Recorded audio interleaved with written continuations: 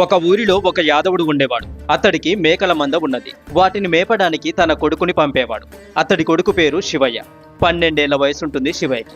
శివయ్య ప్రతిరోజు మేకలను సమీపంలోని కొండ మీదకు తోలుకొని వెళ్లి వాటిని మేపుకొని సాయంత్రానికి ఇంటికి తిరిగి వచ్చేవాడు.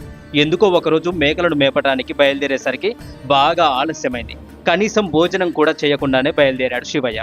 ఇంతలో మధ్యాహ్నమైంది. శివయ్య తండ్రి కొడుకు కోసం అన్నం మూట కట్టుకొని కొండ దగ్గరికి వచ్చాడు. బిడ్డ, నీవు కాస్త బువ్వ తినరా అయ్యా, మేకలను నేను చూస్తూ ఉంటాను అని చుట్ట కాల్చుకుంటూ ఒక చెట్టు కింద కూర్చున్నాడు తండ్రి. శివయ్యకు ఒక అలవాటు ఉంది. భోజనం చేసే ముందు శివ పూజ చేసి తినడం అలవాటు. కొండ చుట్టుపక్కల దగ్గరలో శివాలయం ఏదీ కనబడలేదు శివయ్యకి. కొద్ది దూరంలో మేకలు ముద్దలు ముద్దలుగా విసర్జించిన పెంటికలు కనిపించాయి. వాటితో శివలింగం ఆకారం తయారు చేశాడు శివయ్య.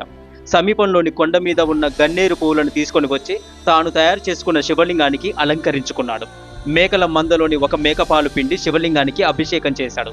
దూరంగా కూర్చొని ఉన్న తండ్రి ఇదంతా చూస్తూ, చిచ్చి, మేక పెంటికలతో ఎవరైనా శివుడికి పూజిస్తారా అంటూ కాలుతో ఆ శివలింగాన్ని తొక్కబోయాడు. అయ్యా, వద్దయ్యా, ఈ శివలింగాన్ని తొక్కొద్దయ్యా అంటూ శివయ్య తండ్రికి అడ్డుపడ్డాడు. అయినా తండ్రి వినకుండా కాలితో శివలింగాన్ని తొక్కి అవతలకి నెట్టేశాడు. శివయ్యకు విపరీతమైన కోపం వచ్చింది.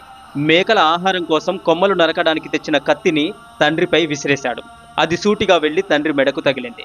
మెడంతా కోసుకొని పోయి కింద పడి మరణించాడు తండ్రి.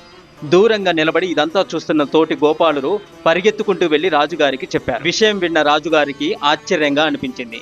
భటులను మంత్రులను తీసుకొని పోయి ఆ ప్రదేశానికి వెళ్ళాడు. వారు వెళ్లేసరికి మేక పెంటికలతో చేసిన శివలింగం స్థానంలో స్ఫటికలింగం ధవల కాంతులతో మిలమిలా మెరిసిపోతూ కనిపించింది. శివయ్య తన్మయత్వంతో పాటలు పాడుకుంటూ శివలింగానికి నమస్కరిస్తున్నాడు.